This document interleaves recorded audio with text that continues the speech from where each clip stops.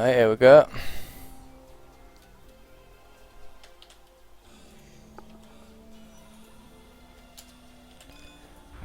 And here we go. Team Iron, red team, playing with Nanopop, Mountaineer, and Robbie.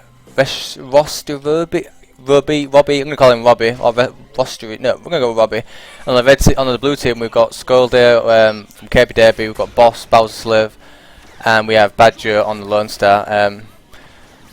I know that Badger plays a lot of Lone Star. Well, obviously, Bowser Slave plays a lot of Clunk, so they're very good for the characters that they're playing, anyways. So it should be a really good game to watch. And they're just playing a lot of footsie knots right now with his Skolder trying to initiate with some throws.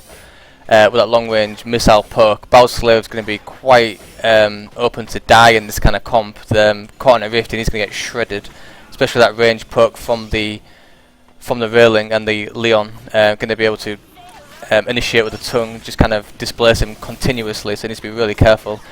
Neither Clunk has boots at the moment, which is a pretty standard player. It's not the safest because you could go boots into buy it, be pretty safe. But they're trying for some kills, and rightly so. They've got 2 initiators, and they're going to try and get some early kills coming out. Everything else, Leon, pretty standard, tongue into boots. Just Dynamite coming from Badger. He doesn't want the Bull, which is quite strange, so he's probably opting for Trinamite early.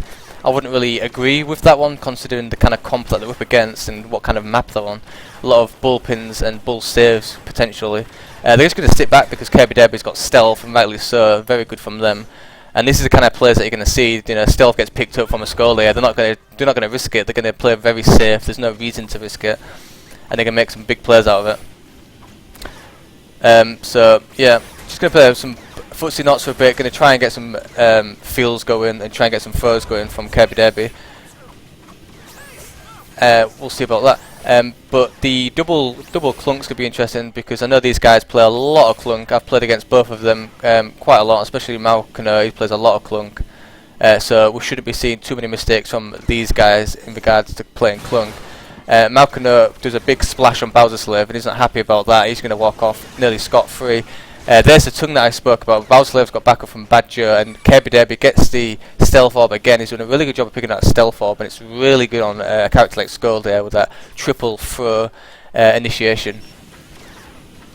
No kills coming out from either team at the moment.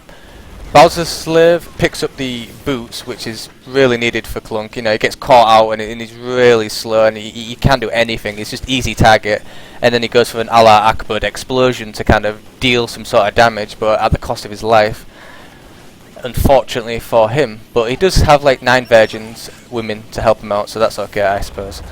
So KB Derby just trying to get some punches going, trying to get some setup from the throws, but is at a height disadvantage against this kind of comp. Yeah, it's a pretty good comp. I'm not really too sure if they're going to try and make some snare bites into rift plays. It's quite specific, and I don't particularly like that coming from a railing.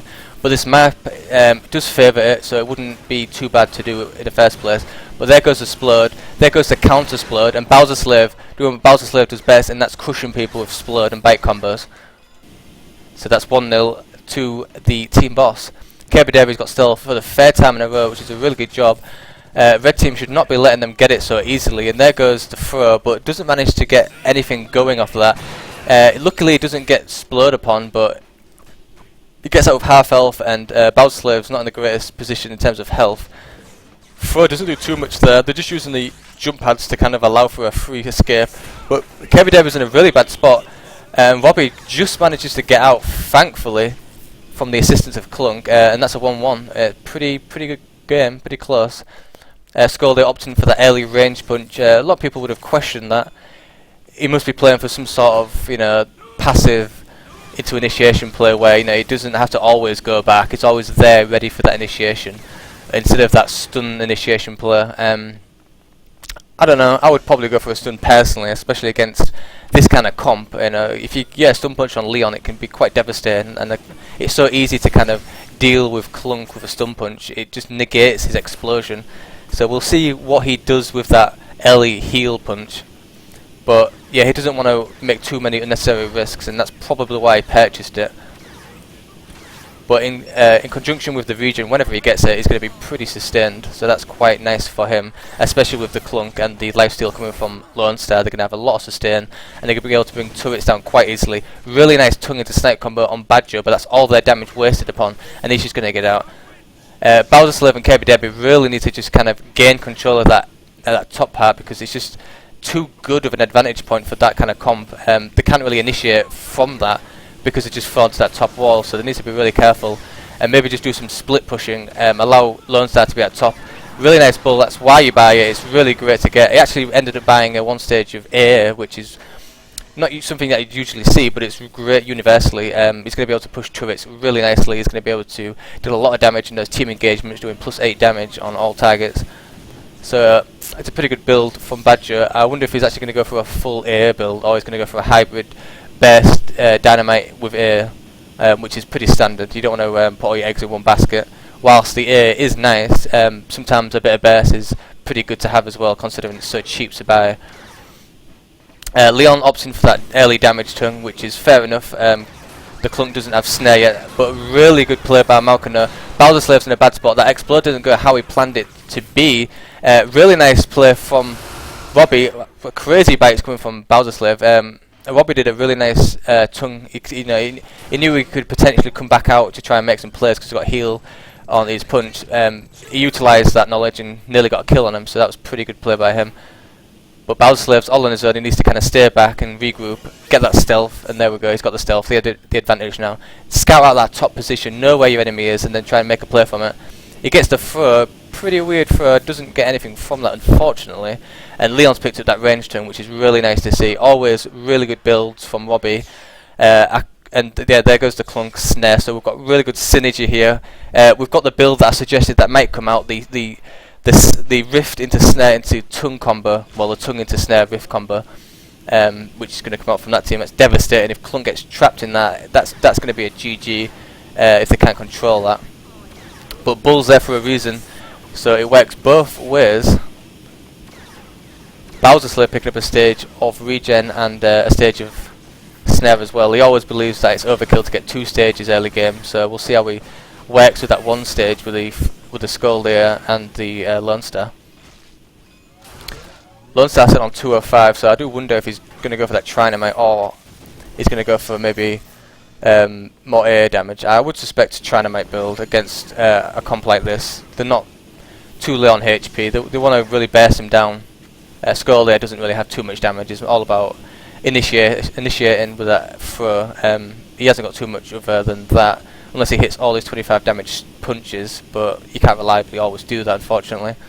Little engagement going down at bottom. Bobby really high on level in comparison to the Lone Star. Malkiner gets a nice explode up, doesn't manage to get full damage. Leon's going to back up. Nice throw from Kirby Derby, but Nadapop's just going to walk in a straight line, which is really good to do. Bowser Slave's in a really bad spot. He should not be engaging like that on his own. Thankfully, Malkiner can't make any setups from that, as his team was all backed off at the time, so that was actually very, very close. Bowser could have died then quite easily. He was in a really bad spot, but just managed to survive, and that's just the way the cookie crumbles.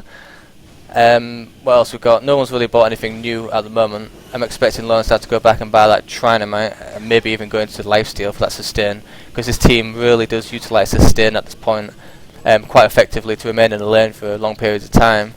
Especially with no solar as well, they're all going to opt for regen, so that's going to be heavy sustain in comparison to the other team, unless Leon purchases lifesteal on his air and or tongue, which I don't think he's a fan of. He usually goes for a backstab kind of build, which is very effective against this kind of comp, especially with a clunk on the enemy team. So we might even see a backstab come out from the Leon next time, unless he goes for a chainsaw add-on +2 damage, which works just as effectively.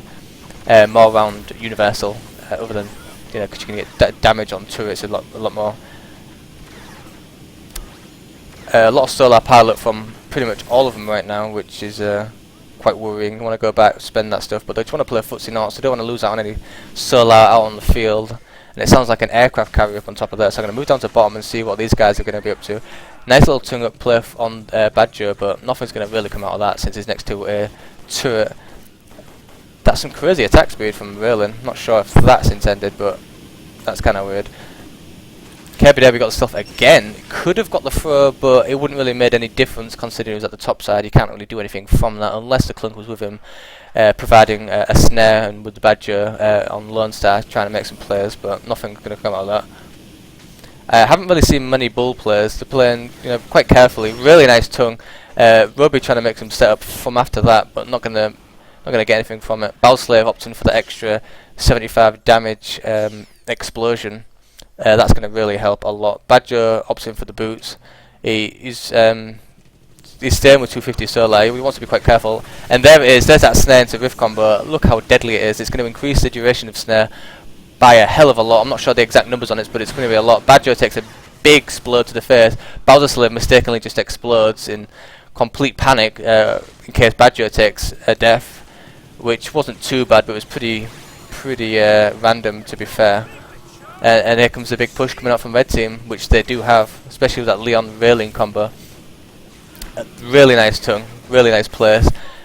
I like how he's bought a stage of height as well, especially on this map. It really is like a cheesy kind of setup because of how small the corridors are and how much it fills up. He's not going to buy a second stage because it's not really needed. It's wasted solar at that point. So he's probably just going to keep with one stage and just utilise that rift damage with snare.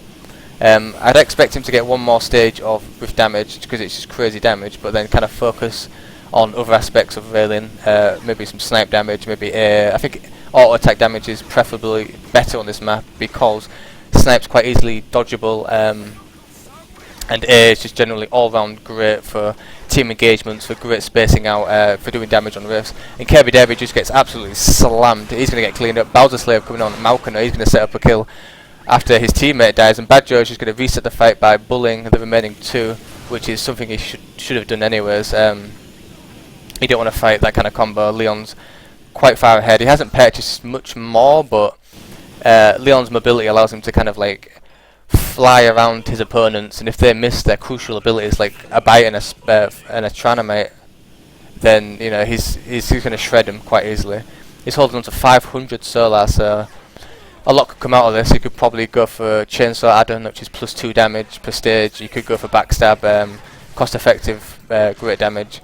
Or he could just, get another tongue upgrade. I doubt he'd go for Stealth because it seems really wasted at this point, just trying to maximise his effectiveness in brawling. Nadapop in a really bad position, but he gets saved by the boots of Raylin.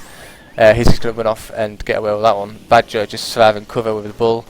Malkiner opting for that double snare to utilise on that double rift damage height, which if someone gets by it on top of that snare, they're going to die for sure. There's no doubt about it. They can't survive that, unfortunately.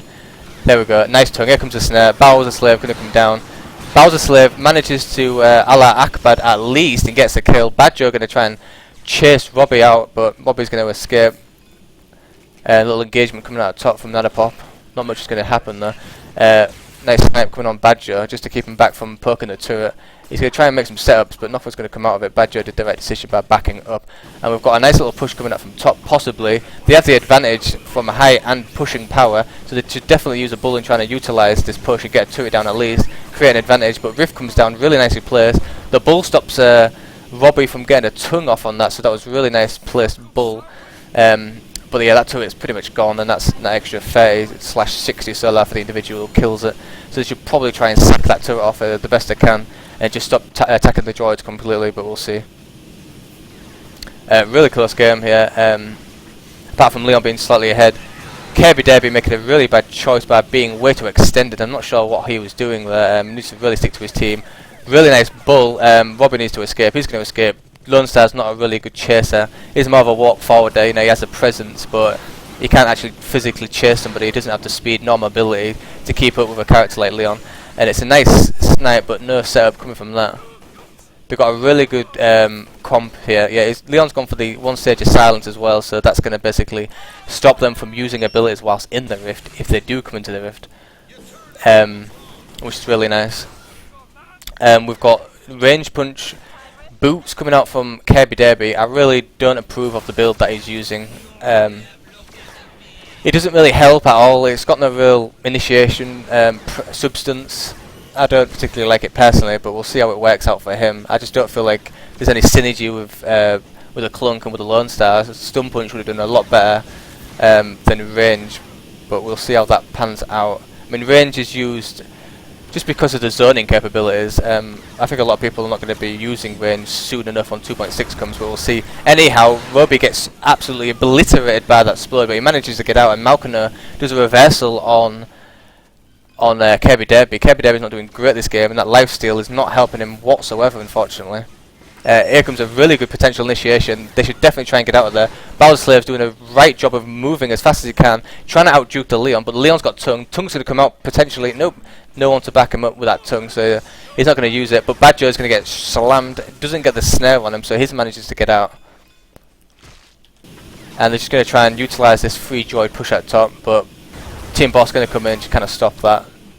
All that stuff's going to happen. In terms of builds, really good standard builds. I predicted most of what's coming out, apart from the Kirby Derby's build. I don't really agree with. I don't feel like there's any synergy there. He's even gone for a stage of health, which is not helping him right now. He's not dying because he doesn't have enough health. He's dying because he's doing silly things, and there's a difference. You know, when you're in a team engagement and you're losing out because you've got a lack of health, and you buy health. If you're losing because you're making silly mistakes, then you need to stop doing those mistakes and use that solar to, you know, emphasize on a different point. But anyhow, really nice snipe from Nadapop. I'm not sure how that happened. Kirby Derby getting bullied around completely this game, and Bowser Slave he has no answer to this. Bad Joe trying to help, but he has no answer either. That Rift combo really is potent, and there's not much they can do about it at this point, especially with such slow, fat characters. The only person who can really reliably do anything is Bad Joe, and he has to really save that bull in case it happens. All his teammates will die. So overall, doing a really good job. Leon sitting on 400 solar. Bad Joe sitting on 400. Nadapop dying to a turret somehow. Looks like it was a bullpen coming from Bad Joe. Blue team have got a really good potential to just push out now. Really good potential. That turret should go down if Bad Joe comes and helps him out, which he is doing right now, just waiting for that bull to come out. But he has got Leon. Leon's going to tongue. It was way too risky with a Leon there, but it doesn't matter. Team Boss is just going to push forward. They're going to remember Bad Joe as the guy who helped them push bottom turret down. He will be remembered, and he will not die in vain. Unfortunately, Kirby Derby dies as well, so he will die in vain. Kirby Derby really needs to be careful. He's died a lot this game. 0 and 7. Yeah, he really needs to kind of step up his game here. And not only is he playing very bad, but his build is counterproductive to the composition of his team. So it's kind of like a double negative. He needs to be really careful. He's picked up the range punch, so he needs to use spacing to his advantage. That's what range punch is for. If he went for a more stun punch heal combo, then his balling capabilities would be more apparent, but that's not the case right now. So they picked up duration on the time rift, which is again a really good choice. Is going to utilize the size of the map. He doesn't need to pick up any other upgrades. Slow is not necessarily needed because of the snare from the clunk. Kirby Derby picking up snare actually, which is really good. Bowser Slave made a really poor decision there, and he's going to go down, unfortunately. Bad Joe makes some really big plays, which is really needed. He needs to chase as hard as he can. Roby trying to make some plays, but quite risky to kind of stay there. Nanapup just runs out, which he should have. So a good play by him. Top turret's getting a little bit of poking on it. I'm going to actually stop moving this like this. I'm going to do a WSND because it's quite laggy. I'm going to make it like that for a while, unfortunately. So if that's a problem, you just have to let me know. Okay, so Ion just going to take over top again. They're really utilising that range tongue into snare rift combo, which is, I haven't really seen it too much. It's quite a risky play, but they're pulling off nearly perfectly. Bad Joe's in a really bad spot, hence the name. And Kirby Derby again, really nice save by Bad Joe. That's what I was talking about, just utilising that bull to save and just kind of stop that entire game plan that they've got. It's doing a really good job of doing a lot of damage, but Bad Joe's goes down thanks to the really Nadapop. Uses the rift to kind of get out of there as well, and Kirby Derby had a chance to maybe throw in that Malkiner, but too risky. Bowser Slave just backing up. They need to get on top of that turret, maybe clear out bottom to it. They can't really afford to come out of that angle. It's a really bad angle to come out on. And he's just come out. He's against the Leon.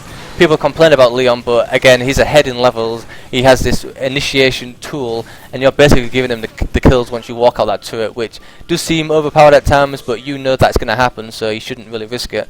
And that's what happened there. And now he's 0-8, which isn't very good at this point. He's picked up the snare on Earthquake, which I mentioned earlier, which is a really good pickup to get. But not really doing too much right now. Malkiner does a preemptive explosion. Really nice bull from Bad Joe. Couldn't really set up on it with the clunk, unfortunately, but at least he stopped the majority of the push. Kirby Derby coming back out now, trying to redeem his name as Skoldia. He's picked him with a stage of health, and again, I've already mentioned this, he's not dying because of lack of health, he's dying because of the mistakes he's making, and that health is not going to stop that no matter how much health he gets. That Rift into Snare to Splode combo will kill Clunk instantly, and he has even more health. So Bad Joe trying to get some plays going. It was a really risky play, the bull didn't really do too much. Nanopop's in a very bad spot. Can he get the Splode up? Yep, there we go. Splode connects to Nanopop, and it's a really good setup indeed. So right now it's a 3v2. And they should just push as hard as they can, really. Don't have to worry too much about the tongue if he saves the bull. Put Clunk at the front, he survives the brunt of the damage, and use the bull to kind of stop that snare Splode. I think that'll work quite effectively. And just trying to utilise that 3v2 push presence that they have as opposed to the two characters left on Team Iron. So we saw Raylan pick up the Iron Rifle, which is going to be quite nice against all throws and the snare combo from Bowser Slave. You don't really see that too much. It's actually quite a nice upgrade to get, and we'll see a lot of that in 2.6, which is quite nice. Badger opting for the lifesteal, which I saw coming, and he's opted for Explosion Bull for that extra push. So hopefully now he starts building into AA damage, which will allow him to shred pretty much all members of Team Iron. Bowser Slayer picking up that Salvo pack, that 400 solar. It's really good. It hits like absolutely ridiculous, like 52 damage. I think it's 52 damage, yeah, something like that. Really nice. Actually, no damage. It increases the damage over time, like ends up at like 26, but with a dual barrage, and it's like 52. Nanopop risking with a snipe. Managed to get out though, thankfully, thanks to the Iron Rifle, shield, CC immunity. Ruby in a really bad spot. If he gets caught out, he's gonna get shredded. Really nice tongue. I really like the play that comes out from Leon. He's playing really good. He's going to chase Bad Joe. Bad Joe's got the bull ready, and they pick up the stealth, so they're going to have to bail back a little bit. They know he's got the stealth. Needs to be really careful with that, unfortunately. If he gets that snare combo, he will die. Nothing to protect him. And Bowser Slave's coming in now. Oh no, Bowser Slave jumps into the rift. Really big mistake there. I know he's got stealth, but you can't just run into a rift like that. It's got duration, it's got damage, you will die, and you can see the numbers ticking on him, so unfortunately for him he's going to get absolutely splattered in stealth, unfortunately. A bit of a wild explosion, getting ahead of himself there. Some nice rifts coming out from Nanopop. Nanopop playing a lot more aggressive than I'm used to. He's usually quite a passive character, which was a downfall of his ability to play in competitive noughts, but it looks like he's fixed that now, and is playing a lot better with this Iron team. Has been a lot more aggressive, and that's what you need to do as well. And you can't sit back, you have to contribute to your team, and if you don't contribute to your team, then you might as well just pick another character.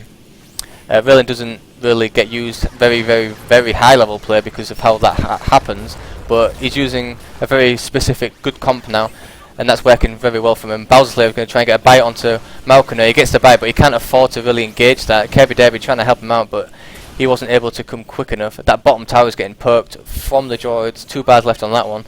They had the advantage on kills massively, unfortunately, because of Kirby Derby's mistakes early on, which spiraled out of control. And the turret advantage, obviously, as well. But it's a 24-minute game, and it still could go either way. One wipeout, you know, they could make a lot out of that. He manages to avoid the Splode from the tongue combo, which he shouldn't have got in the first place, and unfortunately he wasn't able to counter play against that, which would have been really nice if he hit that snare. So it looks like it's down to a reset again. They really need to rely on Bad Joe's bull for any sort of tongue into rift snare plays, which is going to absolutely hard counter that kind of build that they've got going. That what the hell's going on with the sound? Okay, the sound's gone for some weird reason, but we're just going to have to ignore it. I'm really not sure why, but let's just carry on. So yeah, they're playing some foots and knots now, placing some riffs, see if he can get some tongue into riffs with snare combos again. Kirby Derby's picked up stealth, which is really nice. Let me double check. I do have sound. That sound's gonna. There we go. Sound's back up. I'm not sure what really happened there. There we go. Back up. Sorry about that, guys. So it looks like they're just trying to play with footsie knots again, trying to get that tongue into... Oh, there it is. That was beautiful. That's textbook coordination right there. Really good team initiation. Badger not hitting any dynamite, and he's going to get absolutely clobbered. Really nice bullpen there, but he's going to use a tongue to get him back into that rift. And there's the snipe. Really nice play. That bottom turret's going to go down for sure, thanks to Ruby. And they're going to go for a split push for the top turret as well. So, oh, sorry, I did not see that. Looks like Kirby Derby manages to pick up a kill on the Leon. I'm not sure how that happened. Let's have a look at that if I can go back real quick. There we go. Yeah, he manages to pick him up like that. He's got the stun punch now, so that's what happens. Okay, we'll move forward again. It stayed way too long, but that bottom turret's pretty much gone. Pretty much gone.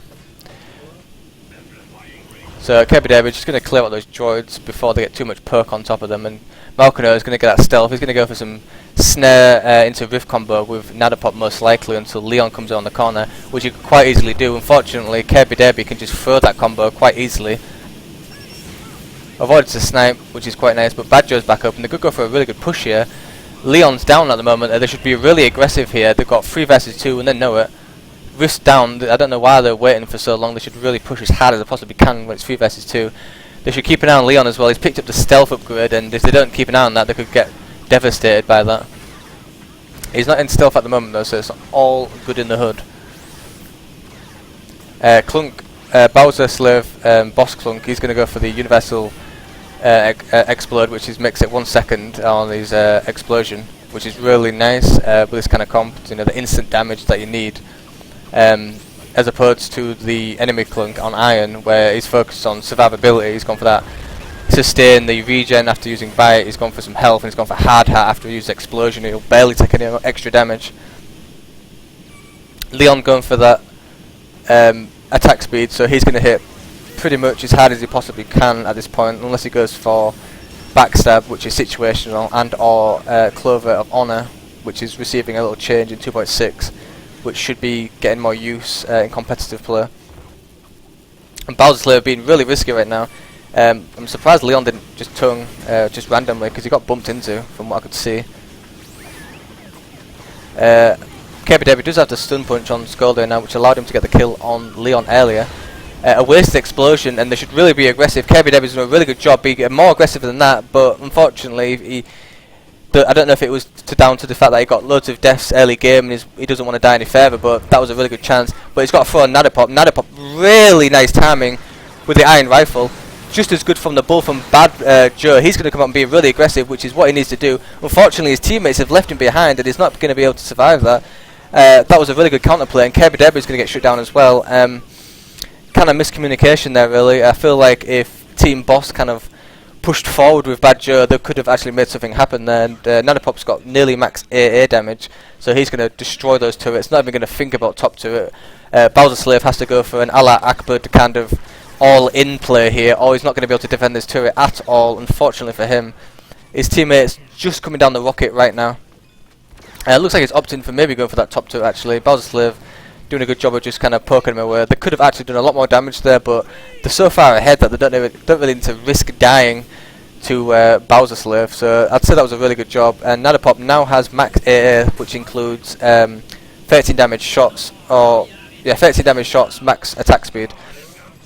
So he's going to hit really hard, just all round really. He doesn't have the snipe, which is not really that great on this map. So he's gone for the build that I would have initially said, which is really good. Leon's going for some more HP, which at this point it's really needed. He needs to survive that heavy burst from the explosion, from that Trinamite. At this point, that's when HP helps. Nothing to do with mistakes, it's to do with survivability. He's gone for height on the skull there as well, which is quite strange on a map like this. I don't feel like it's needed. It's not a bad upgrade, but it's quite situational. Sometimes it's just not needed at all, and it's just a waste of solar. See what he can do in terms of that. Leon gets a nice tongue into Rift. Ooh, nearly gets the snipe from Nadapop. Not going to be enough. This top turret's slowly surviving, and Robbie's just going to clean up bottom, which he should do. You know, playing Leon, just use that mobility, get clear going, and that top turret's going to go down. Nadapop shreds it with that 13 damage shot going on Raylan, and a nice little poke onto Bowser Slave, but considering Bowser's health, it was literally tickling his ballsack at that point. Tickling his hairy ballsack, indeed. So they've got advantage, obviously, because of the neutral creeps in their favour. They can't really defend very well, and that turret's going to go down. Leon's at the advantage now. He's on that smooth top surface where he can easily tongue in a straight line and just set up quite easily. They need to play in an unpredictable manner to kind of phase this. And Bowser Slave going for a massive play. Can Kirby Derby clean up? Kirby Derby doing a really good job. Bad Joe coming in from top side. Bad Joe's going to try and get a Tranimate play on Nanopop, but here comes Robbie trying to clean up Kirby Derby. Kirby Derby doesn't know what's going on right now. He needs to get out. Bad Joe doing a really good job, but he eats that and he's going to go down thanks to Leon. And there we go. The tongue comes up. Bowser Slave's not to be found. And I think that's pretty much GG at this point. They can attack from both sides, so there's not really too much you can do, and that's what Robbie's going to do right now. Here comes the Clunk. He's going to bite Explode, and there goes Bowser Slave, unfortunately, and that's GG. Very good game. Despite the kills, I feel like Boss could have won it at any time. I don't feel like the game was lost, even with that massive disparity in kill-death ratio, which unfortunately Bad Joe and Kirby Derby really brought to the table. They did a lot of other things like poking turrets down and just winning some team fights or not having to die all the time, but in the end that level disparity was too big and just allowed them to win the majority of the team fights. But if I was to say anything for Team Boss, if Kirby Derby ever plays with a Scolder, you can't be passive. You've got to be really aggressive. You've got to be in their face. And I know that they've got that Leon, but early on, Scolder, he generally does have better attributes than Leon. Leon obviously has that damage tongue initiation, but Scolder has that continuous range perk with throws, and is always going to be a danger non-stop. And he didn't really utilise that. He went for some weird upgrades like Heal Punch straight off the bat, which isn't really needed against a comp like this. He didn't have to worry about pokes too much, and if he did get tongued through a mistake, he would have died anyway, so that heal punch wouldn't have really mattered. He would have been better off going for a max throw stun, max throw damage stun combo, because at least if he did get tongued, he would be able to do some damage and maybe get some setups for his teammates. But other than that, I feel like everyone else's builds are pretty standard and worked really well, and it was a really good play from Iron with that Rift combo with the snare. I'm not sure on the exact numbers on the snare duration increase from the Rift, but I think it would have been over 2 seconds for sure. That's pretty much GG on that front. You're going to die in that.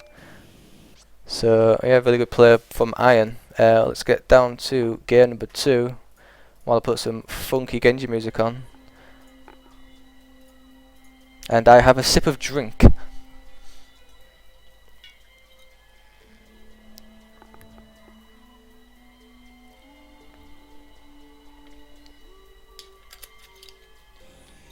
Ah man, that was nice. Alright, let's get the second game on the go.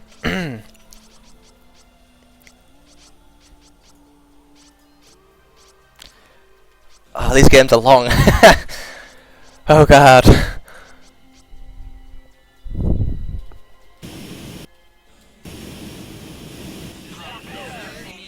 I'm just going to restart the game actually, because I'm getting a lot of annoying noise, and hopefully restarting the game fixes that, so I'll do that. Maybe close some programs, make it a bit more fluid, close some of this stuff.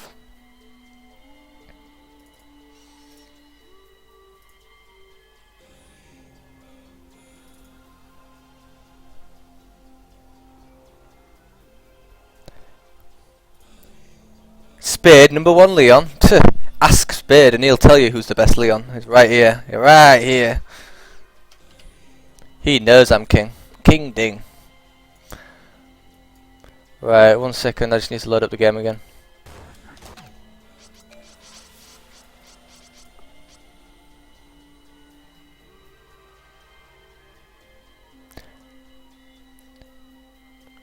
Yeah, 2.6 tomorrow, that's going to be awesome. Shame working. Teran, the games between Too Good and Potato was streamed earlier, and it was 2-0 to Potato. Somewhat of a close game, but just not great builds, and it kind of went through that really.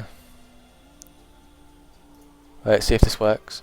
Oh, there we go, that fixed it. Nice, nice. I think I might do that every game. I might just restart the game. Just makes it a lot more fluid. I don't get any random lag and random sounds, so that's good. Da, da, da, da, da, da.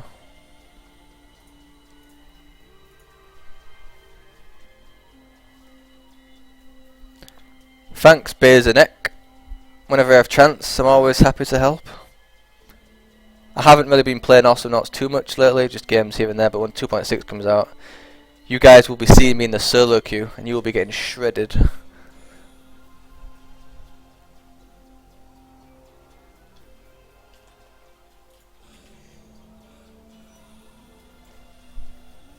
Alright, one moment guys. Let me get the bands for you.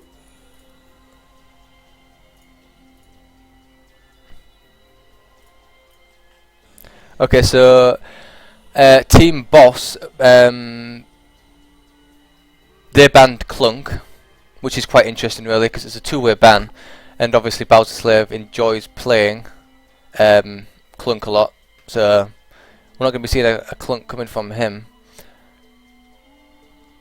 And the second ban for Iron, they banned, sorry, Iron banned Lone Star, so they didn't ban Leon, which I think was probably the biggest problem.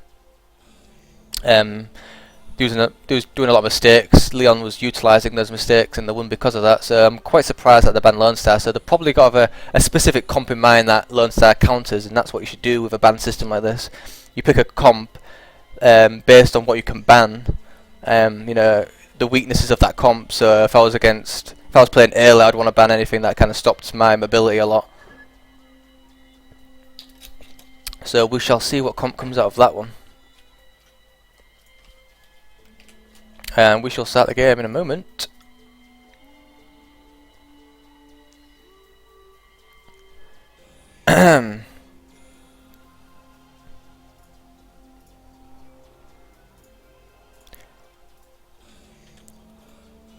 Right, so here we go. So it looks like Bowser Slave's creeping into the dirty zone, and he's picked up the dirty Sentry, which I've know has been playing quite a lot. Unfortunately, I don't like to see Sentry, so I'm not happy Bowser Slave. I'm not a happy guy, but it's a tournament game. You know, you're in it to win it, and you got to use what you can really. Kirby Derby's gone for that Ted that he's played quite a lot of that I know of before, and look how strong this comp is straight off the bat. Kirby Derby's just utilising that Tetris Vial to his advantage, and he's doing a lot of damage with it. Bowser Slave just body blocking Robbie, and he can't do anything against that. Cannoli actually replacing Bad Joe, and he's picked up Foggy G. So this is quite a dominant comp. It's very, very bursty in the right hands. So hopefully we should see that. And Malcano doing a great job on Cannoli, absolutely shredding him. I know Robbie and Malcano do a great job on Foggy G and on the Leon. Very collective, calm players for the most part. So they should do a really good duo combo here. I'm not too sure about Nadapop's pick though. It's, you know, it's very risky. You could suffer from being that character who doesn't really bring anything to the table. He has some mobility, but he doesn't have that presence. He doesn't have that, you know, he doesn't have that big tool that they do. He has the Rift, but it's very, you know, inconsistent. You can't always make that happen. But if he does get a Rift tongue combo, he can dash inside of that and increase the duration. So we'll see what comes out of there. But I feel like that might not work as effectively against a comp like this, but we shall see. They've all picked up base abilities anyways, apart from Ted, which has gone for Tetris Vial, which is arguably the best starting upgrade to get. That extra 20 damage for the cost is actually ridiculous, and it used to be cheaper and people thought it was too expensive already. It really isn't. You're paying like 280 for bloody 20 damage perk every second. It's absolutely ridiculous. And Leon and the Sentry have gone for boots and a regen. I'm not sure why it's built for regen early on when it could build for lifesteal. I'm not too sure, but it's utilising that BHS on a turret combo, which is absolutely ridiculous. But with this kind of comp, the only thing that they could utilise that with is with Ted's airstrike. So I'm interested to see if they'll actually build airstrike damage. Bowser Slave slightly extended, but he is Sentry, and Leon doesn't really have any massive utility at this point, no damage, so it's not too bad. Look at that push, just look at that push. That turret is down at nearly 3 seconds. I mean, not 3 seconds, Jesus, 3 minutes. Just a really good job being aggressive, and that's what we needed to see, really. We need to see more aggression. Really nice dash coming from Cannoli, but he's nearly getting picked up by Malkiner, trying to help Nadapop out. And Bowser Slave's just, just walking forward. He's just getting turrets down. Kirby Derby gets tongued, and he's going to go down thanks to Robbie. But Bowser Slave, he's on Sentry, and he's got a BHS ready for those two, but he's not going to use it. Doesn't want to die, doesn't want to risk it. 2 down already, so did the right choice by just pulling back there. So obviously it's in favour of Team Iron at the moment with that double kill, but they're still in the really early game, and I feel like Boss has a bigger advantage in regards to early game, whereas Raylin really needs to have mostly all her abilities to kind of do anything against this comp. I'm wondering what kind of build should go for actually, maybe A or Snipe, because it's just as effective really with this kind of comp that they're using. And Bowser Slave just manages to get out, thankfully for him. Iron should probably try and get a sack on that turret, trying to utilise that early game lead that they've got and get some more solar. There's that really nice airstrike. Ruby kind of just stayed way too long, and he's going to get punished. Really nice dash into airstrike combo, and they're just going to utilise that mid-game presence and mid-control that they've got.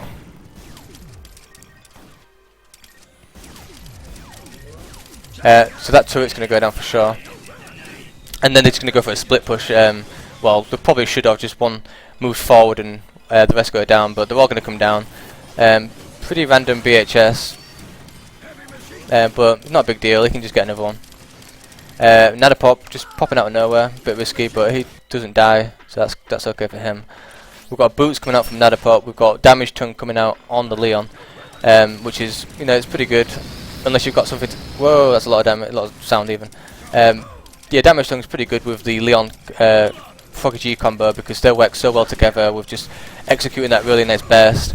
Malkiner's gone for the muted ninja worms. It's really good. It utilises that singular lockdown that the damage tongue is going to provide as well, and it's going to go really a ham on him. But Cannoli says, you know what, you dash first. I'm Froggy G. I'm going to counter dash against that, and they're doing a lot of damage. And Nadapop has to go back. This is a ridiculous push, and they're going to keep pushing as hard as they possibly can. They're going to need to be careful of Leon, but he's allowed to do a little bit more pushing thanks to that BHS stopping him from moving forward, and that split push is going to come off now, which they really should have done maybe a little bit earlier. No, he's going to opt to go back, which he was too low to really do any sort of pushing. But this comp is absolutely destroying turrets, and yeah, it's just absolutely crazy. Nadapop's going to go for Rift, so he's obviously going to go for the one stage at height and maybe some auto attack damage. So they're probably going to go for a similar kind of thing that they did last game. Kirby Derby in a really bad spot again. Nearly survived if the Bowser Slave came in a bit earlier, but he was in a bad spot. He shouldn't have really survived that in the first place anyways. So it looks like they're going to go for some stuns into Rift combos, or either stun into tongue Rift combos, but they can kind of mix it up a bit really. Probably should have sacked that turret off. They're just going to give him Solar for the sake of it, which is, it's just a waste. There's no point of doing that. We've got Solar Boss up, which Raylin can easily destroy with Rift. Should probably try and focus on killing Solar Boss for the both of them actually. Kirby Derby's actually just noticed that. He obviously heard me say it, and he's going to just clean up real nice and quick like that. Really good damage, and I'm pretty sure I just did it for 24. I'm not really sure how. It's kind of weird, but either way, that Solar Boss is down. But Team Iron have got the mid control, but it won't last very long in the hands against Team Boss, just because of the airstrike dominance. The Froggy G followed by the Sentry, which is so strong, and Nadapop's getting challenged. Nadapop can't win that fight. Ted McPain is a lot stronger than Raylin at this point, unless trapped in a rift, which Nadapop was not. So Leon's pumping out that range tongue, and we've got height coming from Nadapop, which is a pretty similar combo to what we saw last game. Solar Boss really not happy about what's going on, and he's just spitting at everyone. I'm not sure what his problem is, but nothing has come out of that. Really nice combo. That is exactly what I predicted would happen, and he gets a really nice cleanup. But Malkiner's getting chased by Ted McPain, and he's going to get... Maybe Ted was fouled. No, Ted was fouled. Not going to kill anyone. Nadapop trying to make some plays, but not going to happen. Cannoli's got his dash ready, so they need to be really careful. They could probably get a kill here if they do not back up, and Cannoli's trying. Pretty preemptive dash. Not sure what that was about, but nothing to worry about. So it's obvious that this comp has massive pushing potential just because of the presence of Sentry. You know, he walks in, he acts as like a droid, and he's doing tons of damage. He's got tons of sustain, and if you do anything stupid, he just BHSs you. So they have to really worry about that, because if they get caught in that combo, they're practically dead. Really nice poke from Malkinerd. You know, getting a nice dash into another Froggy G can be risky, but if you've got quick enough reflexes like that, then you can just jump up and get out of there, and it's free poke, and Cannoli couldn't react fast enough, so it was a really good job by him there. Looks like Robbie's going to go for the backstab straight off the bat now. It must feel like they're lacking in power, and that early backstab really is cost effective for the damage that it gets, but I'm not too sure. That would only be the reason why he would pick up the backstab early on right now. Nanopop going for a nice sorry, what the hell, that's Ayla. For a nice sniper rifle, there we go, got it out. But Kirby Derby just gets absolutely obliterated, but it needs to be really careful because Sentry is on their tail, and Sentry isn't a pushover in terms of damage. There goes the BHS. Not too much damage, unfortunately, but Cannoli's going to get out, so that's a good thing at least. Missed that, and Bowser Slave actually somehow picks up a kill. So it's not going too bad now in terms of kills. Oh, that was beautiful. Really nice tongue. He's playing it really greatly on this tournament, and that's exactly why. I mean, when you counterplay like that, you know, that's really high play. You know, you feel like you've got the kill here, then the enemy just counterplays you like that. You know, it's something that kind of brings you from being an okay team to being a really great team. And Team Iron are doing that really good right now. Kirby Derby way too extended, considering that he's the only one on the field. You know, he needed to be on his turret at that point, maybe even bottom, just clearing the droids out. And he gets massively punished because of that, and that's going to allow Team Iron to get a big push up now. And the only one to really defend that is Froggy G, and he's not going to do anything, unfortunately. If he steps out of mark, he can either receive a tongue or a dash. And Cannoli's going to go for a really nice dash actually, and Cannoli's getting shredded by Robbie, and he's going to receive a snipe to push him back out from the turret. Bowser Slave way too extended. That was just so unnecessary for a health creep. Should have just went back. And Kirby Derby in a bad spot, really bad spot. Dash doesn't clean him up, unfortunately for the blue team, but he's going to survive, and Cannoli's just going to seek out what's going down. He should really get out of there though. It's just, you know, it's really extended. I know you can potentially make some plays, but you're going to think to yourself, you know, my teammates are down. You know, it's not worth dying over. You know, stick to the game plan. You've got massive presence, and you're not utilising it right now. If you lose team fights, you lose that presence, and then the team is just going to keep winning that team fight. And they're kind of losing that a little bit. In terms of upgrades, Raylan's gone for that typical duration build. Wow, he just got bursted down, and Cannoli's just patiently waiting, but Leon's really hungry for that kill, and he's just absolutely slicing everyone up. But Ted's going to go for the kill on him, but he's just jumped into a rift, and that was such a bad idea. Unlucky for him, he did not see the rift, and Cannoli's going to go down. That is going to be at least a turret down, maybe even 2 turrets down. Sentry does have that teleport behind, and he has used it. He's going to come up with a follow-up BHS. He's probably charged it up at this point. Maybe not. He's just gone to secure that bottom turret. Yeah, they need to be really careful here. They've got that push potential, but if they don't survive the team fights, there is no push. They're not utilising that BHS as they did the first, you know, few minutes into the game. And now the Froggy Gs have massive burst potential, and Bowser Slave just getting absolutely shredded. He wasted that BHS, he didn't really need to do that. Although he could have maybe got a counter play actually, it wasn't too bad of a play. But he double clicked it way too quickly, and didn't manage to get Leon on that, unfortunately. Leon's gone for quite a hybrid build actually. He's going to go for one stage of blade damage, which is quite weird. Maybe a bug because of the replays. I'm not too sure. Okay, he's gone for double damage now. He's just gone for one stage. It's not too bad of a build, to be fair, since he's, if he does somehow get behind him, do a lot of damage, it's gonna be a lot better than Bladesaw add-on. So yeah, it's a pretty good brawling build overall. You know, it's not fully relying on the backstab. It's pretty good overall, and it's great for turrets. So we're back to a little bit of footsie knots now. Ion kind of just slowed down the pace of the game, just going back, getting some more items, not worrying too much. But I feel like they need to capitalise on their advantage right now, because if they kind of hand that over to Team Boss, then that turret could go down and it could be a really big mistake. because that turret, you know, if left alone for a while against a comp like this with, you know, with a Ted McPayne doing 8 shots per bullet, it's going to go down on his own probably. So Boss have got like a little push going at bottom, and they can't really do much about it, to be honest. He's going to pull back out. There's a really good split push and a hold on the jungle right there. That was really good by Boss. And now they're just going to push up top and do the same again, which is what you really want to see from a comp like this. You know, they've got that presence and they couldn't move forward because of that reason. But they come from behind, and Leon's got the stealth. He's going to tongue in, but BHS is up. He could die here if he's not too careful. BHS comes out. He gets sucked into it. He's not going to die though, but he just gets splattering laser sounds from everywhere. Kirby Derby's getting shut down from Nadapop, but Cannoli doing a really good job. He fires some sort of Hulk gamma radiation at him and it just somehow destroys him. I'm not sure what that is. Guessing it's a rift, but wasn't good enough to survive. There comes the airstrike. Really nice dash. Nearly got caught into it. That was a really good play. And there comes the split push. Watch Kirby Derby absolutely shred this turret as long as Leon doesn't do too much. He's extended way too much. I'm not sure what Ruby was doing there, and that turret could go down. Bowser Slave's going to just tank that turret. I'm not sure what Kirby Derby's doing. He should come and help him do as much damage to that turret as possible.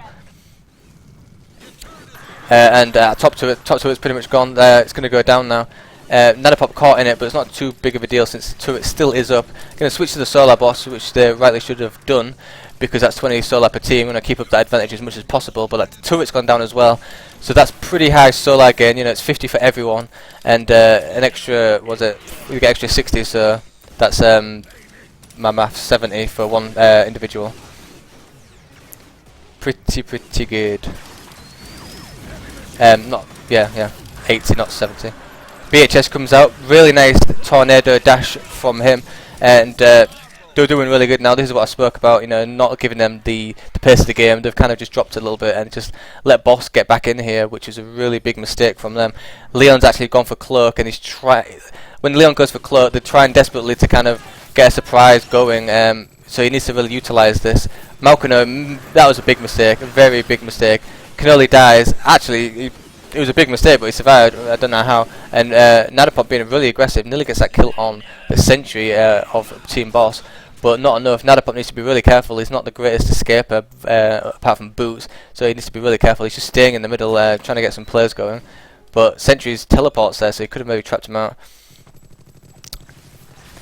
Yeah, Leon's got for stealth, so he's going to try and go for some surprise initiation tools. He don't want to put any more Solar into kind of brawling capabilities. He feels like he's got enough, and he needs to rely on the element of surprise now to kind of get back the pace of the game and maybe get some turret pokes and turret builds going. And try and work with Nadapop and his high air damage if he starts moving towards it. But he's gone for sniper damage, so he's probably going for like a tongue into dash into snipe, or tongue into snipe into rift. Yeah, high burst basically. They're just going for that because they don't have the brawling capabilities to take a comp like this down, unfortunately, at this point. In terms of levels, it's pretty much even, so I'm not sure if he has to rely on stealth in that regard. He doesn't want to use lifesteal, which is quite, you know, even a tournament, you don't. If it's obviously one of the best builds to use because it's very consistent, but he shouldn't use it because other people don't like it. It's not a very good approach to have personally, but unless he's got another reason for it, then I do apologise. But lifesteal is a great build. It might sicken other players, but it's not as mindless as people think it is, unless you let it be mindless, you know, if you let him run wild like that. But he's got the nice tongue up and the backstab. Really nice BHS. I loved that play. It was absolute counterplay. He's got the absorb on the tornado. He gets pulled. He doesn't have the max silence, so he's able to tornado and have that absorb shield. That gave him enough time to maximize damage on his tornado, doing tons of damage, while Ted McPayne and Bowser Slave just absolutely shredded those guys. This could be GG right here. Ted's DPS is absolutely insane. Absolutely insane. Yeah, I think that's GG. What? He's teleported down. I'm not sure why. I guess I didn't want to risk it too much. And I've run out of water. God damn it! But yeah, they could have probably maybe won that game there. But they've got a massive advantage in terms of how many turrets they've got, the level advantage, and the kind of comp that they're playing. And this is what I was talking about with Raylan. Raylan's not doing enough to contribute to the team. You know, there's been some, like, you know, some snipes, you know, got a couple of rifts, but he's built for such a play that it's You know, it's not always going to happen. He's relying on certain random elements of the game. If he went for auto attack damage, he'd be doing a lot more. You know, more poke, more brawling capabilities. You know, with a rift instead of a snipe. But Bowser, Slave going to run in after Cannoli goes in hard. VHS is up. It's not going to hit anybody. And Kirby Derby's trapped in that rift, but he's just going to walk out. Crazy initiations. Malcano is going to try and escape, but can Cannoli set up? Nope. Bowser is going to continuously push that turret, and Rubber's in a really bad spot, and he's going to go down thanks to Kirby Derby. He's going to go back. Doesn't really need to though, because there's a lot of creeps into the neutral spawn. But Bowser's just going to push forward. They have the advantage massively here. He could just drop down and use BHS and just kind of stand there and use that presence to his advantage. And this is what he's doing right now. That turret's going to get shredded. Get ready for that BHS combo to come out with a tornado. Doesn't quite catch it, but Malcano's going to try and make some plays. But he's got too much high HP to really do anything about it. And Kirby Derby's just going to shoot that turret to bits. And yeah, that's GG. GG roly poly earlier apparently. So yeah. That makes it 1-1. Crazy game, crazy close. But unfortunately, Iron kind of gave him the pace of the game. They kind of swapped their pace for Cloak for kind of stalling. They had it. They had the mobility to kind of brawl with them, but they kind of just let them have it, and I don't know why. They got a few kills and they kind of just backed up. They needed to kind of just push for that mid and just continuously push on them because. Team Boss don't really have any sort of real sustain apart from Bowser Slave, and although he does have BHS, he doesn't necessarily always hit them, and that's his trump card. BHS is gone, you've got him down for sure. He's not doing too much damage, the rest of them can be cleaned up quite easily. You've got Froggy G to counter with the other Froggy G depending on how that works, and Leon to stop tornado players or anything like that. And I just feel like they just didn't do it as effectively as they did the first game. But Clunk was in the first game, and those snares are a lot easier to play with than Froggy G Dash, so maybe that was the downfall. But we'll see the next game and see what kind of players that to come out with that one. But I feel like, I'm not sure what map it is next, but Raylin wasn't the reason they lost, but it was a big variable. I don't think it was synergizing as well as they hoped. Yeah, so we'll see for next game.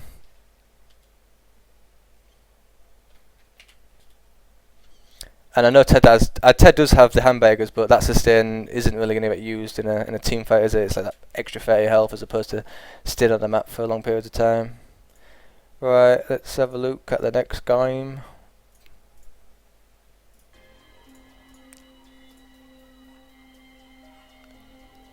Just gonna have a 2-minute break. I need to fill up my water. So yeah, be right back. And if anyone's got 1 second, how do you do these straw polls? We'll have a straw poll for who they think's going to win next game. Can't even get my words out, my god. Let's have a look.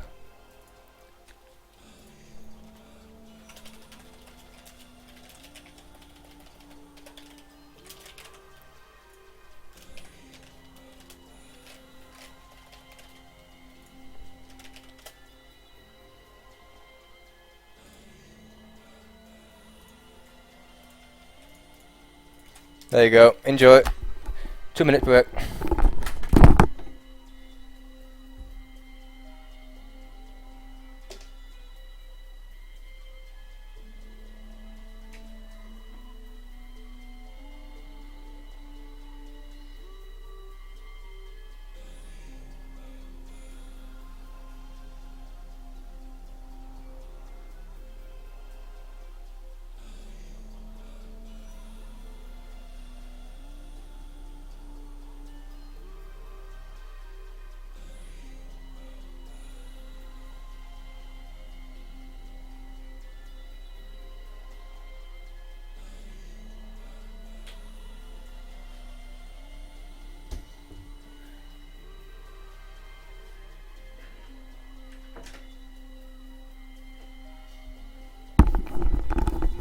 Yeah, Bowser game 2 just finished, so now it's the last game to decide who wins.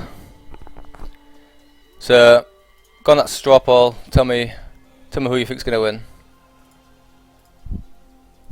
Tell me who you think's gonna win.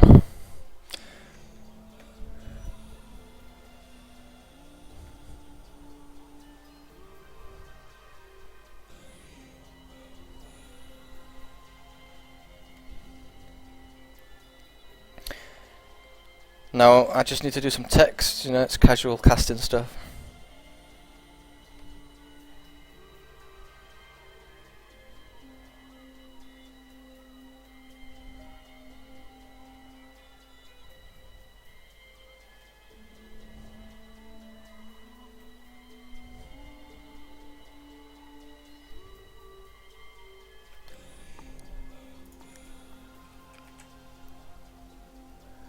"12 votes for Iron, 8 votes for Boss." There's like 70 people in the stream. Come on guys, get voting, get voting.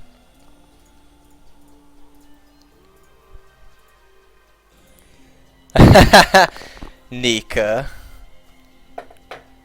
Considering they just lost with a Leon, check and mate.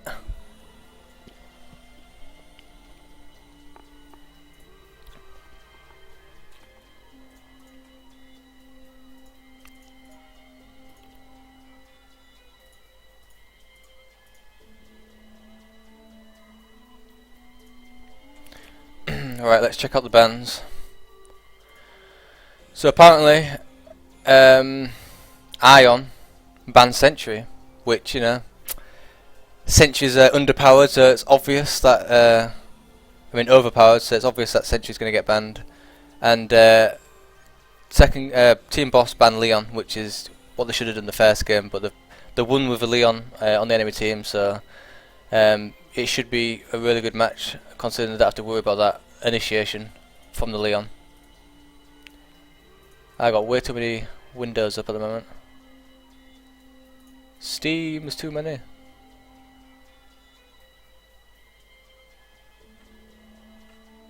If anyone wants to help cast this last game with me, mucho appreciato.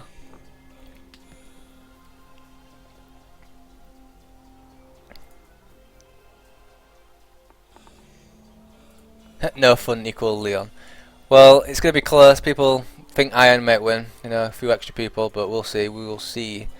We've got a ban on Leon, so they can't utilise that crazy combo that they keep using. And Sentry's not being used, so I'm guessing Bowslave's going to pull out that big clunk cigar again. Let me set that stuff up. Oh, this game's so long. Ooh, I like this. That is the kind of comp that I like to see. Just give me a moment guys and I'll set it up.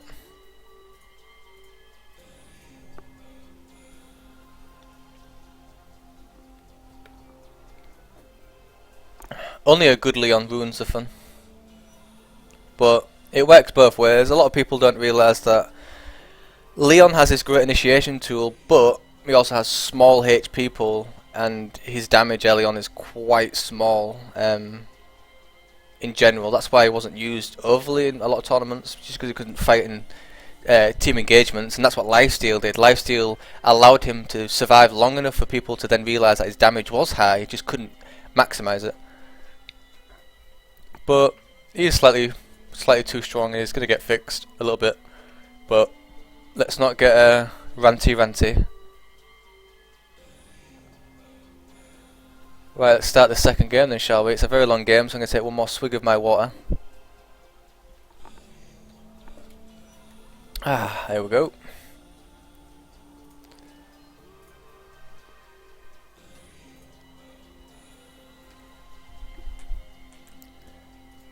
And here we go. Team Iron whacking out the Clunk and the Froggy G. Nanopop's on Coco this time, and that's going to be a really good pickup on this map. Whereas Boss have gone back to Bowser Slave on that Clunk, Cannoli sticking with the Froggy G, and Badger making some plays with the Genji. Genji doesn't get too much play in competitive these days because he's a very risky pick, and look, he can't even jump up a goddamn platform because he's that risky. But he's going to see what happens, and that was a really nice explode. He's got base shield already. I wouldn't personally go for it already, but it's actually worked out massively for him. So good job there from Badger. That was a really good setup explode from Bowser Slave. Pretty much spot on, can't really complain. Followed by a shield. He's also got Cocoon, which is going to shut down Mount Canoe pretty hard, but you also have to consider that Splode isn't a big deal early game. You might think that sounds a bit stupid, but he doesn't have boots and he doesn't have the survivability to allow a Splode to kind of deal too much. So if the Genji was to pick up a lot of AA damage and a lot of poke, then he's able to kind of bait out those Splodes and avoid them without even having to utilise the Cocoon. But nonetheless, they're going to try and utilise the Cocoon early on with probably some Splode snares and some dash combos from Cannoli. Pretty much, well, everybody, literally everyone has base abilities, and looks like Bowserslave wanted to go for that surprise Splode again, which he might go for in a second. So I wouldn't be surprised to see Badger maybe even getting some extra support abilities, maybe even getting out the hood, because that's obviously going to help Cannoli and Bowserslave massively. It's such a good upgrade on pretty much every character. It's just insane, and for the cost, it's just such a good upgrade.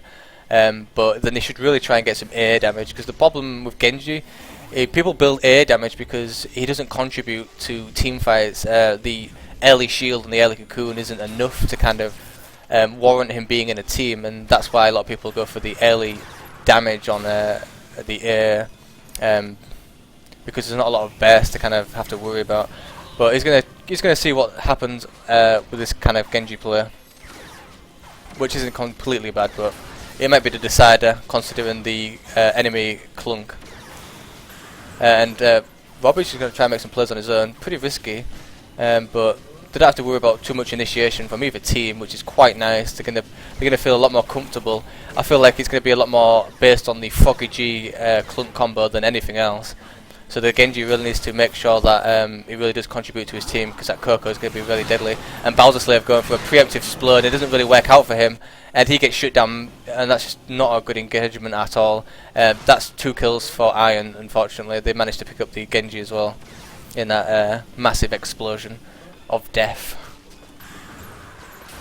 So they've got the early advantage, considering Genji only has support abilities, so they can really push hard. But Genji's starting to buy air damage. He's gone for the dot, which is the most cost-effective thing to go for at this point, because it costs only 165 solar for potential 10 damage, although it's negated by regen, but no one buys regen early on too much anyways, apart from Bowserslave at this point. Really nice Splode coming off. It's a bit risky using that Splode combo, to be honest. It's too random, you know. You can't really predict exactly where they are, and I feel like it's a bit too risky. They managed to get a kill, which is fair enough, but they nearly died because of that, so they need to be really careful. And Bowserslave picking up that early solar boss. It's 2 minutes late, but at least he's getting it now. And hopefully again in 6 minutes time, well, on the 6-minute timer, so in 2 minutes time, it respawns every 2 minutes, starting at 2 minutes. So it's a pretty close game, you know. It's 2-2. Iron hasn't picked up their solar boss yet, so Bowserslave's team's going to be slightly ahead in solar. Both Foggy G is sitting on a high amount of solar. Team Boss is being on an advantage, but he's gone back and bought the hammer pants. Nadapop's nearly dead from the solar boss, which is pretty damn risky. He's picked up knockback ball, which is going to hard counter that clunk Splode as long as he can hit it off. So Bowserslave's going to have to work around that. Once that ball's gone, then he knows he's good to go. You know, there's nothing else that could stop that Splode, which is actually really good. He didn't have to worry about Leon either with a silence tone, and he's doing a really good job of just outzoning that turret. Really nice Splode on. Oof. Bowserslave, you absolute legend. That was such a nice Splode bite combo. I mean, it looks a bit weird on the bite, but it was really good executed. He's doing a really good job right now. He's been really aggressive, hitting all his bites, being really aggressive on those turrets. Malkano, though, is coming in as well, and he's not too bothered by it. He's just going to bite off the Splode damage because he heals for 30. Very calm and collective. Cannoli and the Badger combo is going to do a lot of poke on that top turret, which is really nice. They're doing really good today. Not today, this game. Team Boss. And really nice Cocoon just to save the Cannoli. Also, the Solar Boss was doing a lot of damage to Malkano, so that could have actually been a counterplay potential right there. So we're going to go back to a bit of footsie notes. Both the Foggy Gs do have hammer pants, but the Team Boss has the boots advantage, which is not a big deal, I don't think, at all. Currently, when there's both turrets are up, it's not really going to change anything apart from the jump distance to avoid certain abilities. Bowserslave picking up that early 75 Splode damage, which he loves to do. I always see him doing it. He's never straight into snare all the time. He always likes to get that early aggression going, which is fair enough. The advantage with that base cocoon. Really nice shutdown of Malkano. Can we see any players coming from that? Cannoli's going to try and set up, but he manages to bounce off. Can he get the Badger utilising that dot damage, which if he didn't build into that area, he wouldn't have been able to collect that, and he's starting to build into it. He won't go for attack speed because it's not very cost effective, so he's going to start building into sort of getting out the hood and maybe lifesteal on cocoon for the extra damage, for the extra potential setup. And Nanopop's really not doing too great this game. He seems to be playing very passive and not doing enough to contribute to his team, and he needs to kind of work on that. He needs to be more better at spacing and doing all general perk. Vesto's going to dash out there, no problem, and Malkano's going to try and do some plays from that. Cannoli needs to really get back into that fight just in case something happens, but it's okay. He jumped into that orb, but it really doesn't matter at this point. Just going to collect some creep from the neutral spawn. So Team Boss doing a really good job right now. They've got 2 turrets down. It's looking really good for them. Coco's not doing too much, and Malkano's been put in his place really. He's at a disadvantage when a clunk happens and one of them has extra splur damage. Then it's just not great, is it? You can't really fight him as effectively. A little exchange going on there, but nothing to worry about. Just going to clear up those droids, but it took like at least 3 bars from that turret, which is quite problematic. And they're going to go for a bottom push. They've got a super droid there. He's going to try and do some perk, but he's going to let the super droid do all the digs onto that the bottom turret. So Team Boss looking really good at this point. Can't really say anything bad. Coco going for some ball damage, which it's a bit weird. You got knockback, but then you've also got ball damage, so it's kind of like counterproductive. I would have assumed that ball damage was the ball knockback was there to kind of stop the clunk, but he's gone for also damage, so he's going to be using it as a finisher. But a really good cleanup on Cannoli thanks to the snare. But Bowser Slave's also picked up the snare and an extra stage of regen, which he knows I hate when people do that. He's got a 30 heal on his 4-second cooldown bite, but it doesn't really matter. Malkano's going to have to retreat, and he's in a really bad spot. Nice snare coming from Bowser Slave. Badger's going to try and clean up, but it's not going to do enough damage. So that wasn't too bad for them. And Bowser Slave's just going to continue being really aggressive, which I really like the playstyle. Malkano's opted for that double snare. He doesn't want to rely on his 50 damage. He doesn't want to get caught out, which is fair enough. And in a comp like this, where it makes it a lot easier for Coco to do a lot of damage with a snare. But really good play by Badger. It's been a really good Genji throughout this tournament that I've seen. A little bit aggressive there, but it's okay. Nothing came out of it. He's going to back up.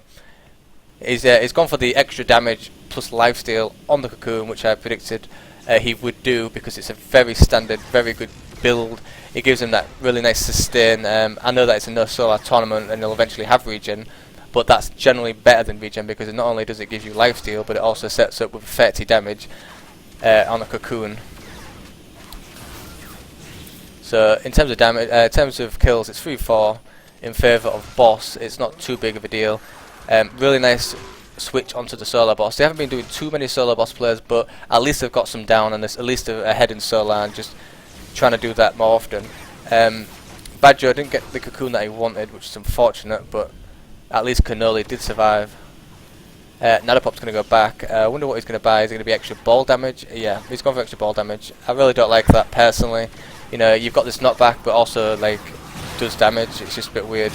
But really good setup there. I mean, I think that actually kind of helped him out. The dash really set up for that clunk, and Bowser Slave just got extremely caught out there, unfortunately. He's played really good these games, and he just got unlucky and shut down there.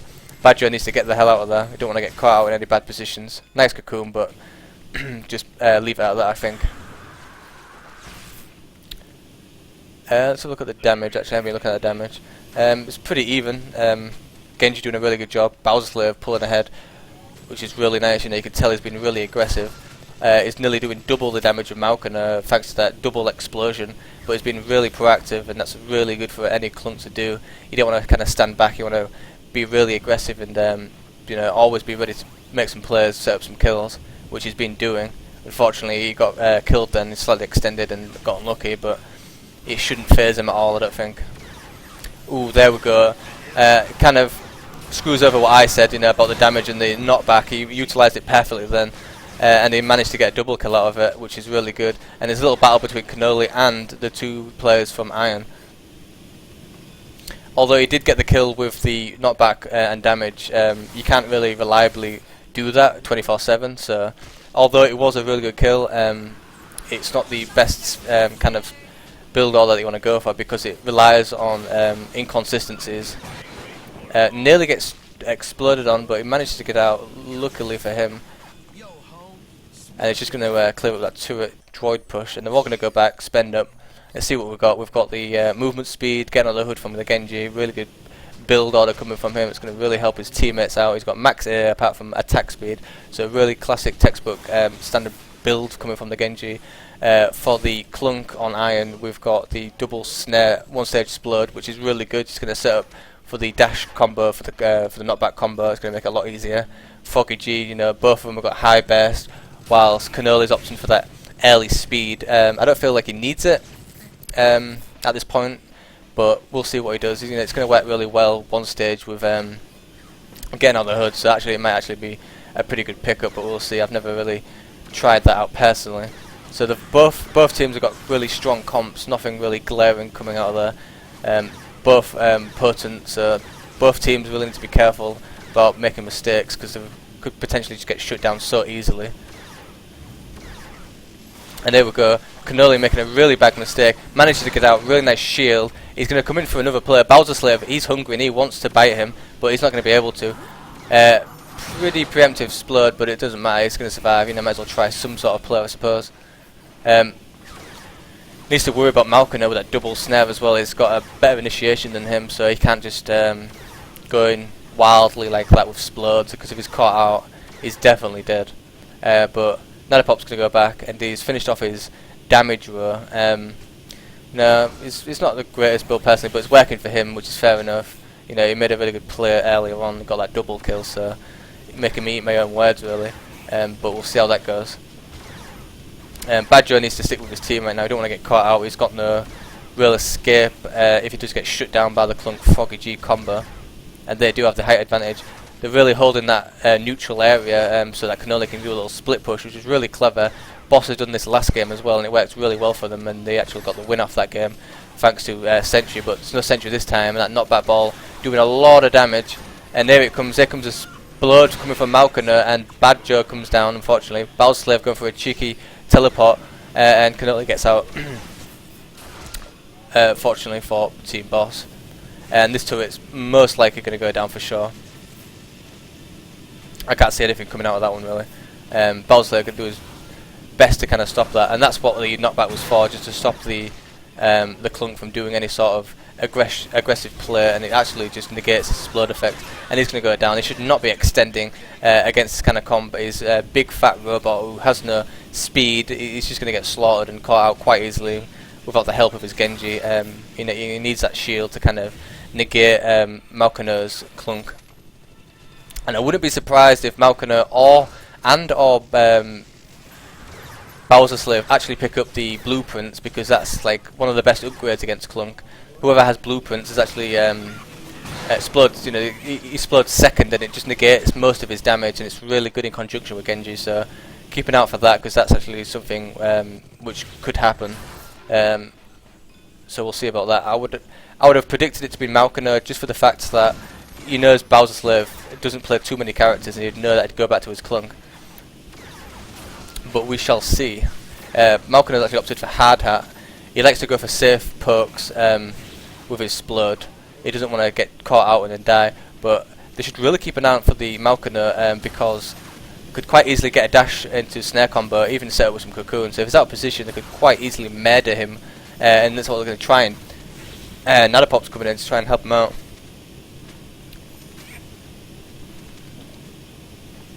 That was a drink pause.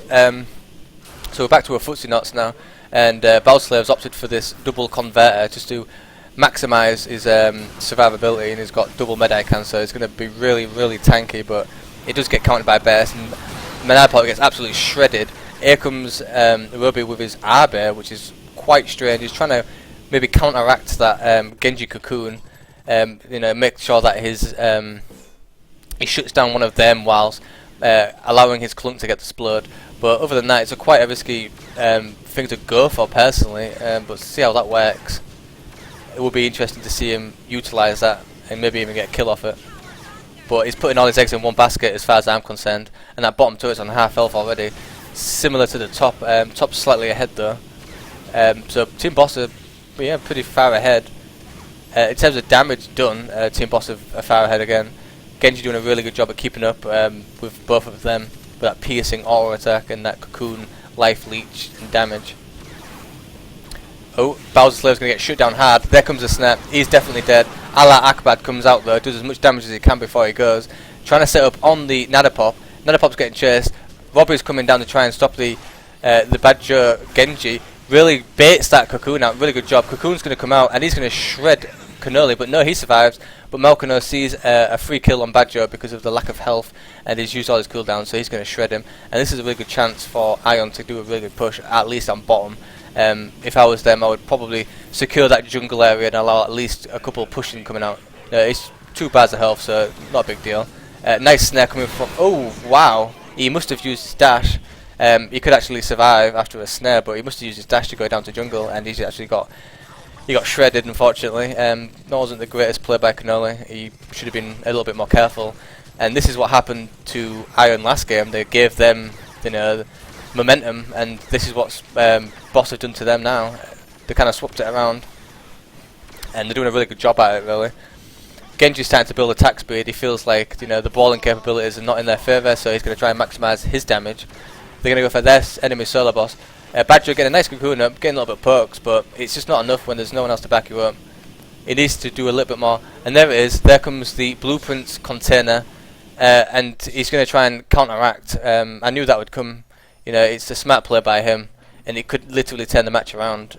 Really, really good build, and predictions coming from Bowser Slave. So we'll see, how that turns out.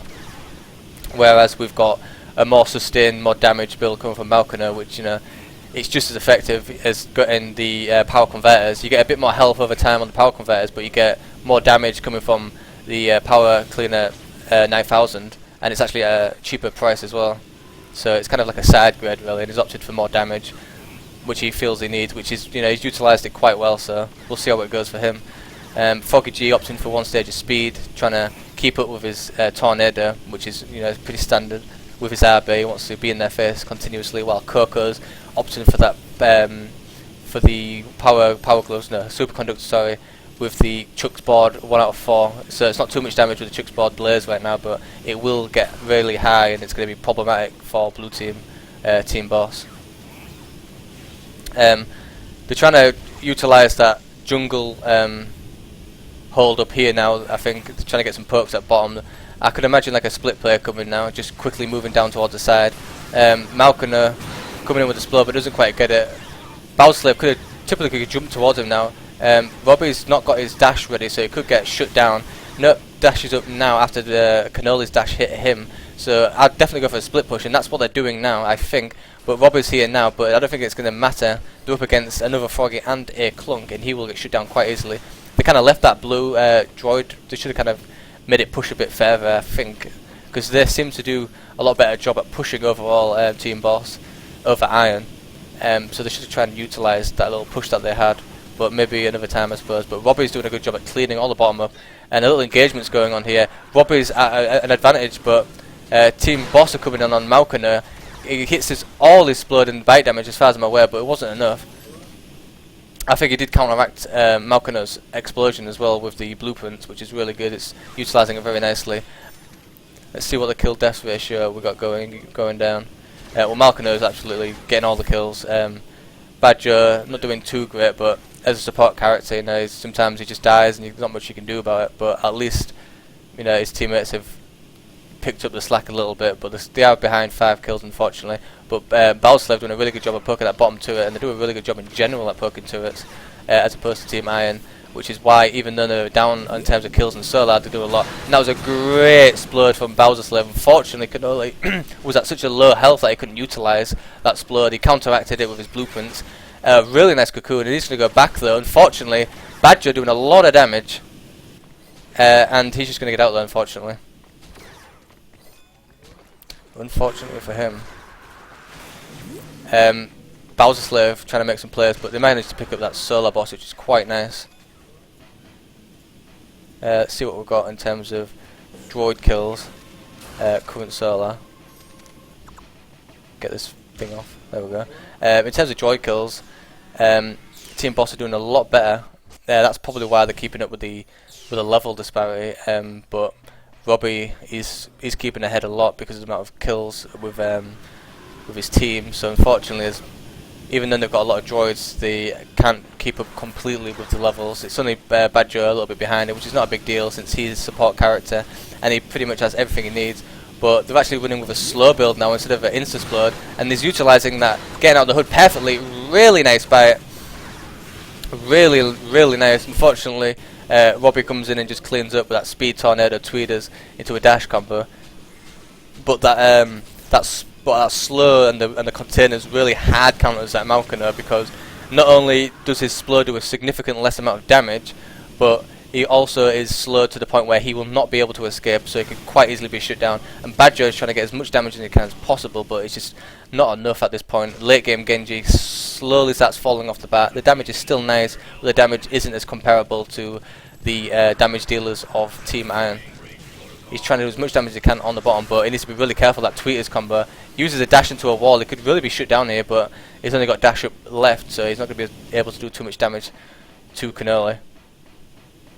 So I'm really excited to see these get under the hood with slow combos coming out. The only person who can really avoid it is the knockback Coco, which he just used the ball anyway, so he could potentially go in hard right now, and the